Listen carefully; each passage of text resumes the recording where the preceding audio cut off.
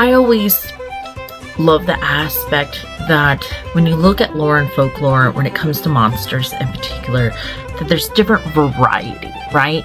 You have most famous, let's take what I use a lot, the shag foal, the mimic dog, the tar, the hellhounds, church dog, church grims, and they're not necessarily, depending on the lore, some of them are demonic creatures, some of them are ghosts or poltergeist, others are fae or fairies, and they all have different places and purposes and expectations, but a lot of what they are described as is very similar to each other, no matter which culture and how far back the history goes.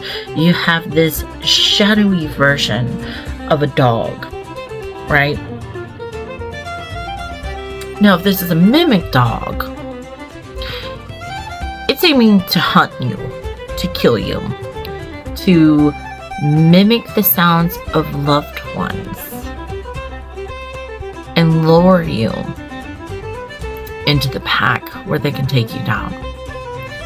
There's something very frightening, right? There's that hint of familiarity, that feeding off human flaw, which we hear a voice or we think we hear a familiar voice, and we let down every bit of guard and make a decision. It's like every time we watch a horror movie and you're like, girl, don't be in the shower, girl, don't pick up the phone, it's all those aspects, right? And then you go to stories about the church grim or the black dog, the fae dog, and this is an entity meant to protect the graves of loved ones. It roams the church graveyard, protecting graves from grave robbers.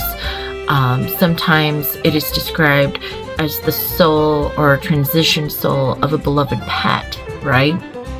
Who couldn't move on after their master had passed, and now they protect the graves and the church.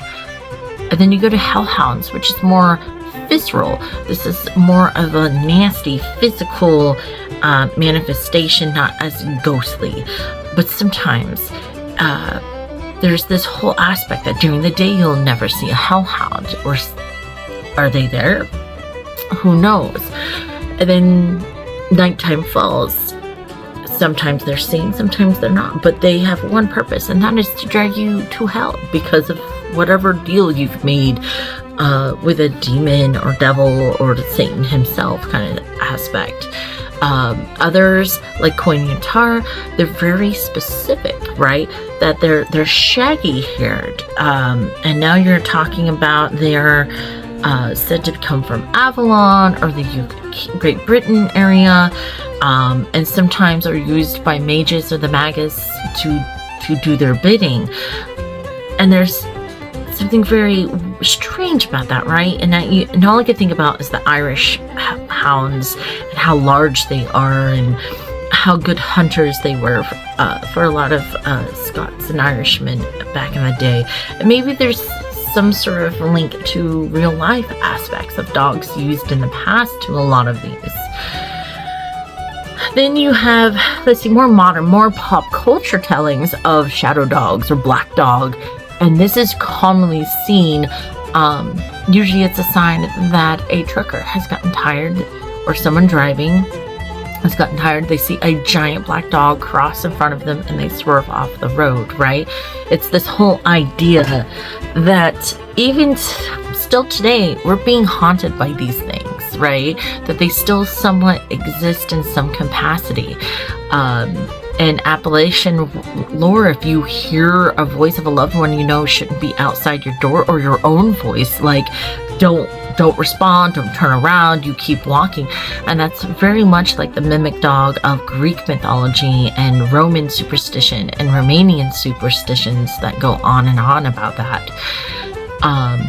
The shag foal and many of the lore of the black horse kind of aspect has similar vibes, right? These are travelers who are traveling alone, and a large black horse will spook them to their death, and it is to blame why you fell off your path and got lost, or fell off a cliff or something crazy like that.